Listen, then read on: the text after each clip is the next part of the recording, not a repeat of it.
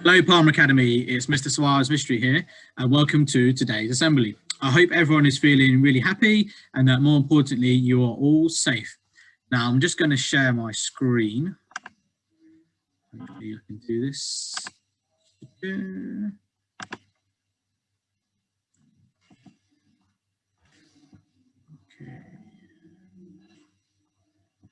Just put it on there. Now, this week's assembly is on National Storytelling Week. Now, National Storytelling Week is from the 30th of January to all the way to the 6th of February 2021. Now, what is National Storytelling Week? Well, National Storytelling Week is a week for celebrating storytelling and encouraging people to tell their own stories. Now, National Storytelling Week takes place in lots of places, such as storytelling clubs, theatres, museums, schools, and hospitals. Now, what are stories? Okay, what do you think stories are? So someone said to you, what is a story? What would you tell them? What would you tell them? Okay, what would you tell them? Are stories always written down? Or could you just tell someone a story just like this, like just speaking to them, you know? Do you have to actually read something for it to be a story? Okay, you might have a story from your weekends that you've done something. Okay, and what do you think? Oh, sorry, who do you think tells stories? So does it have to be a particular person? Okay, or can it be your brother, your sister, your mum, your dad, your grandparents? Could it be your teacher?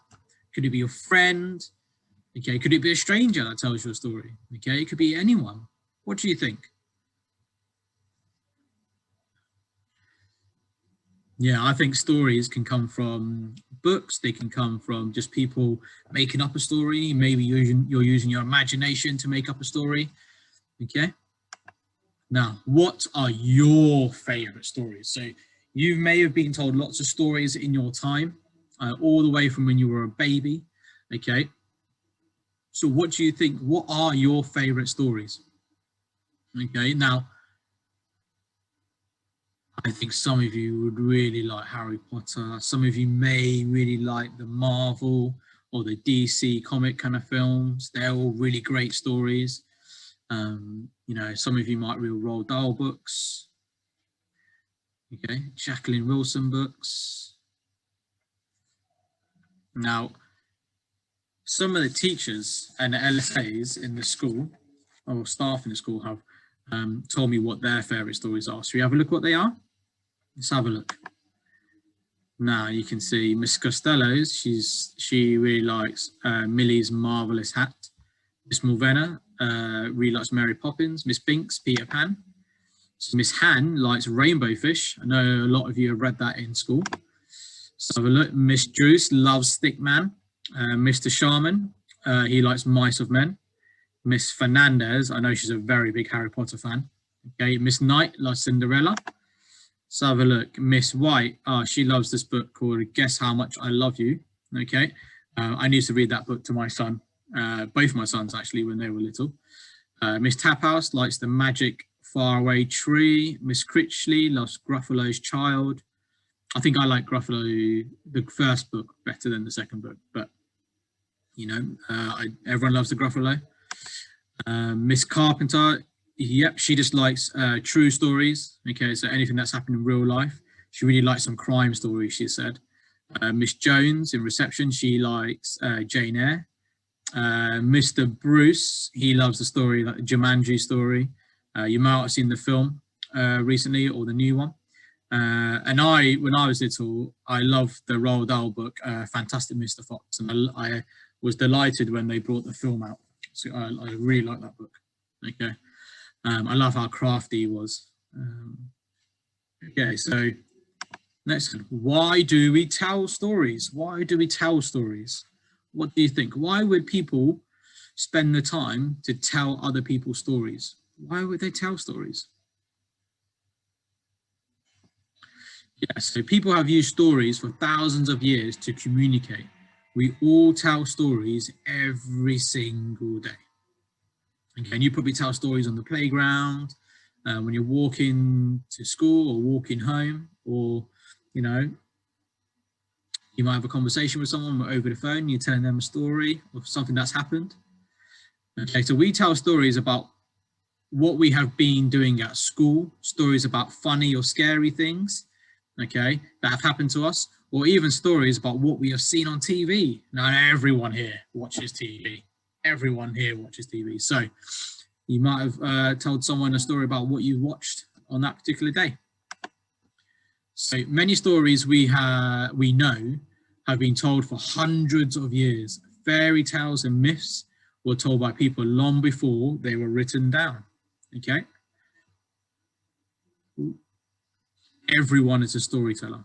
Okay, so every one of you will have a particular story. Remember, it doesn't have to come from a book, but you'll just have a story to tell someone about what you've done. Okay, everyone's got something interesting to say. So why are stories and storytelling important? Why do you think stories and storytelling is important? Well, storytelling helps people to feel close to each other and to become friends. Storytelling helps people to understand the things that will happen in the world. And stories can teach us lessons or a moral, something that's really important to us, okay? Teach us how to do things or way to live our lives. They can be warnings, they can be funny, they can be scary or explain things to us. It can be fairy tales and myths. Storytelling is also fun, okay? I love, one of my favorite parts of the day, every day, is I read books to my children before they go to sleep. And it's always quite a big an event, okay? And they get to choose which book they want to read. And they got lots of books to choose, but I love reading the stories to them, okay? You can see the imagination building in their brains. Okay, it's really, really important that we read books, or really important that we just tell stories. Okay. Now I'm gonna show you a video now, so I'm just gonna stop sharing this screen of a man who's going to tell you a story. So let me have a go. I've got to share the sound. Okay, so hopefully this is going to work. So I'm just going to minimize myself. Inside of a house by the edge of the forest there was an old man and there was an old woman, and they lived in that house and they lived very well. But there was one thing that always made the old woman cry, because she'd never had any children of her own, never a baby to hold in her arms. And one day she took some butter, she took some sugar, some flour, some treacle, some milk. She mixed them all together and rolled them all out and cut out the shape of a gingerbread man. She had some currants for its eyes, a cherry for its nose, and some nuts that she placed for its mouth. And she put it inside of the oven. But before she put it into the oven, she said out loud, "I wish that this gingerbread man could be real, and he would live inside of our house." Well, she put it inside of the oven and closed the oven door shut, and out she went to help the old man to dig in the garden, to grow the flowers. But then she listened and she heard a voice, and the voice shouted out, "Help!" And she looked over there, and she looked over there. She looked up, she looked down, she looked all around, and she knew that the sound was coming from inside of the house. So she opened up the door and went inside. She looked under the chairs, she looked under the tables, but then she realised that the sound was coming from out of the oven. So she opened up the oven door, and who was there dancing up and down on his gingerbread feet but the gingerbread man? He said, "Help me, help me, help me, I'm hot, hot, hot, hot, hot." She rubbed her hands together and said, "Oh, gingerbread man, you could live inside of our house, and you could be our little boy." But the gingerbread man said, "Oh, no, run as fast as you can't catch me, I'm the gingerbread man." And out he ran out of the door and into the garden, with the old woman behind him. The old man was standing there digging, and he looked down and he said, "Oh, gingerbread man, you could stay inside of our house and you could be our little boy." But the gingerbread man said, "Oh, no. Run as fast as you can. You can't catch me. I'm the gingerbread man." Now, there was something there inside of the garden that had long whiskers, a wet nose, a long, thin tail that swished this way and that. It was drinking milk and eating a fish. It was a cat. The cat looked and went, "Gingerbread man, you could stay with me and have some tea." But the gingerbread man said, "Oh, no. Run as fast as you can. You can't catch me. I'm the gingerbread man."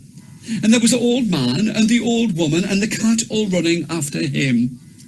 But then there was something that had a wet nose, triangular ears, a waggly tail, chewing on a bone. It was a dog. The dog looked at him and went, "Gingerbread man, you could stay with me, and you could be my friend." But the gingerbread man said, "Oh, no. Run as fast as you can. You can't catch me. I'm the gingerbread man." Now there was the man, the woman, the cat, and the dog. Then there was something small, no bigger than your thumb, with a little pink nose and long whiskers, round ears, and a tail that was as thin as a piece of string. It was a mouse. The mouse went, "Eep, eep, gingerbread man, eep, eep, you could stay with me and be my friend." But the gingerbread man said, "Oh, no. Run as fast as you can. You can't catch me. I'm the gingerbread man." Then there was something that had a beak, a big red comb on the top of its head, wings and feathers. It was a hen. "Gingerbread man, stay with me and have some tea." But the gingerbread man said, "Oh, no. Run as fast as you can. You can't catch me. I'm the gingerbread man." Then there was something that had curly horns on the top of its head. It was covered in wool. It was chewing on some grass. It was the sheep. "Gingerbread man, you could be my best friend, and you could live on the farm with me." But the gingerbread man said, "Oh, no. Run as fast as you can. You can't catch me. I'm the gingerbread man." Then there was something that had horns on the top of its head. It was chewing the grass. It had a long tail with a furry bit at the end that swished this way and that. It was chewing on the grass. It was a cow. And the cow went, "Moo! Oh, are you?" "I'm the gingerbread man," said the gingerbread man. "Oh,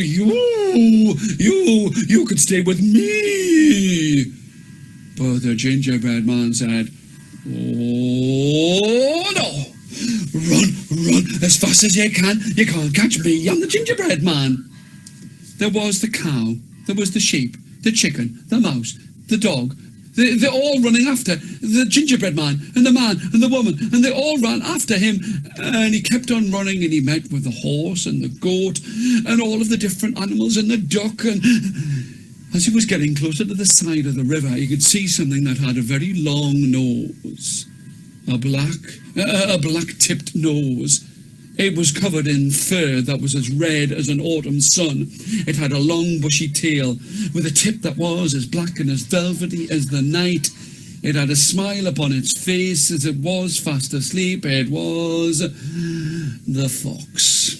The fox could hear the cat, the dog, the man, the woman, the chicken, all running after the gingerbread man, and it opened one eye and looked and said to the gingerbread man, "Oh, hello, gingerbread man.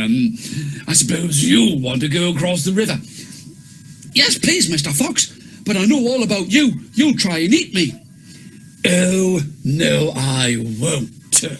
You could climb up onto my tail, and I could take you across the river." The trusting gingerbread man climbed up on the fox's tail, and the fox went into the water with a small smile upon his face.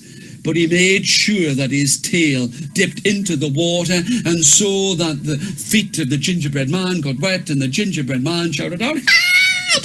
My feet are getting wet!" And the fox's smile got just a little bit bigger. "Then climb onto my back." The gingerbread man climbed up onto the fox's back, but the fox dipped himself down and into the water to make sure that the gingerbread man's feet got wet. And the gingerbread man cried out, "Help! My feet are getting wet!" And the fox's smile got bigger. "Then climb onto my head." The gingerbread man climbed up onto the fox's head, but the fox dipped his head into the water, so the gingerbread man's feet got wet, and he shouted, "Help! My feet are getting wet!" And the fox's smile got bigger, and the fox said, "Then climb onto my nose." The gingerbread man climbed up onto the fox's nose, and when he looked down, all he could see were the fox's teeth. And he looked down, and the fox smiled at him and went, "Nom, nom, nom, nom, nom, nom, nom, nom." "Oh, thank you, gingerbread man." And the fox ate up the gingerbread man. And when he got to the other side of the river, the fox had gingerbread crumbs on his chin. And the woman and the man and the cat and the dog and the mouse and the chicken and the sheep and the horse and the goat all went home with the cow, and the fox fell fast asleep by the side of the river.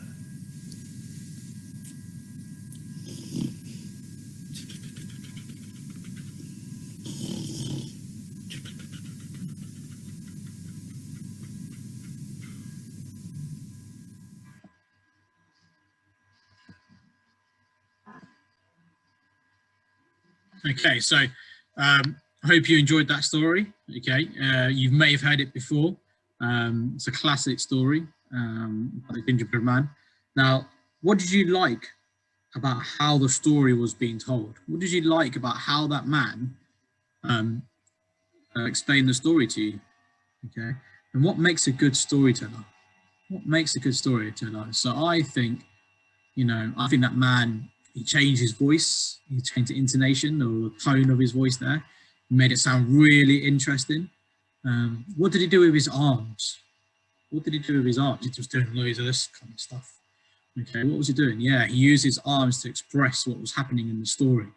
Okay, and he was obviously enthusiastic about that story. He made it sound so interesting, and you could tell that he had a real love for that gingerbread man story. Okay. Now, it's making me really hungry thinking about that gingerbread man. Maybe I might go out and get some gingerbread men for myself. But it's really, really important this week that, you tell as many stories as you can. Okay, tell your parents and carers about what you've learned about in school if you're doing home learning, or if you are in school, remember, tell your parents and carers about what you've done in school today. Anything about the weekend, and you might have some work that you're going to be doing about storytelling in the next couple of weeks. Hopefully you'll write some amazing stories. If you're just at home and you just want to write a story and then take a picture of it or send it in to a teacher, that'd be great. If you've got some books at home, maybe it's a really good opportunity today to go get some books and just read your favorite story, or maybe you want to go be curious and find like a different story that you've never read before. That'd be fantastic. Okay, I hope everyone has a fantastic week, and I'll see you all soon. Bye-bye.